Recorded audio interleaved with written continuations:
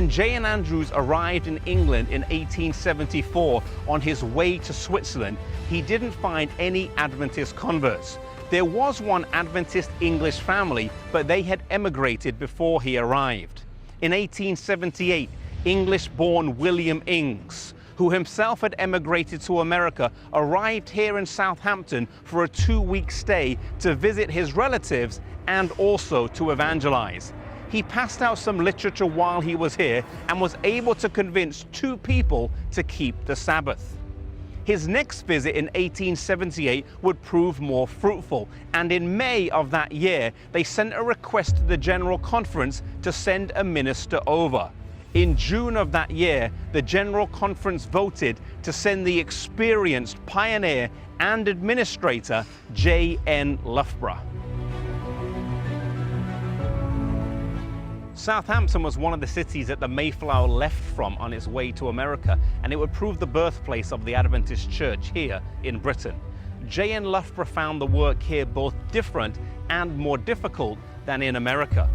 He held a series of meetings in an area near where the present Seventh-day Adventist Church is, and his opening crowd of 150 dwindled quickly.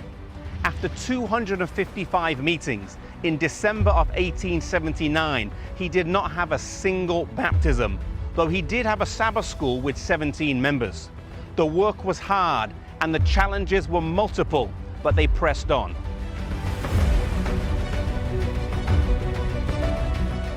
In January of 1880, the newly formed Tract and Missionary Society began sending signs of the times to libraries and interested people. By February of that year, 13 people were baptized in Southampton, and by 1883, the first Adventist church was formed in Britain with 19 founding members. By the end of 1883, there were 65 members in Britain, and by 1887, there were 122. The headquarters of the church in Britain, with the staff and the printing press, would move to Grimsby, a house there on the North Sea coast, and by 1884, 2 churches would be formed in Grimsby and Ulsterby. This building behind me is the first Seventh-day Adventist built and owned church in the British Isles and was dedicated in 1889.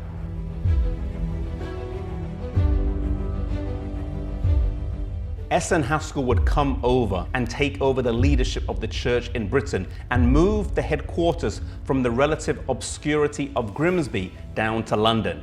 In London, using a house as their base, they began to train local people and continued with aggressive literature evangelism. In June of that year, they baptized nearly 20 people.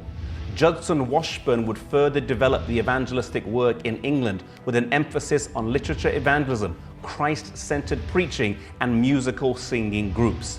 He held audiences of up to 1,000 people, and in the town of Bath, baptized nearly 80 people.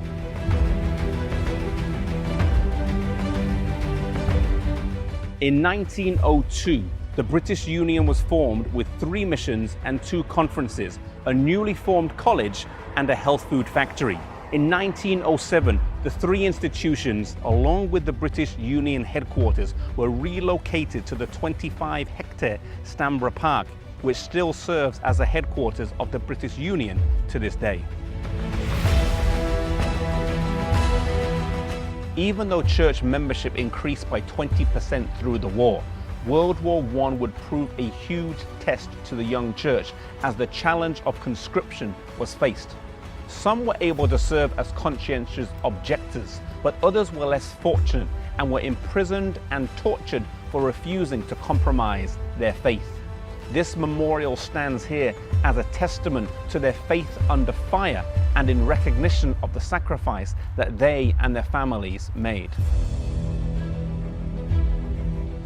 Even though the work progressed relatively slowly here in Britain with quite a few challenges early on, workers from the British Union and graduates from Newbold College here would prove quite influential in world missions, serving as missionaries in Africa and India, amongst other places.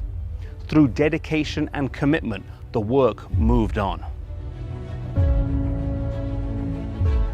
As in other parts of the world, there has never been a glory era of evangelism, but the commission is to go into all the world, no matter how easy or hard the work may be.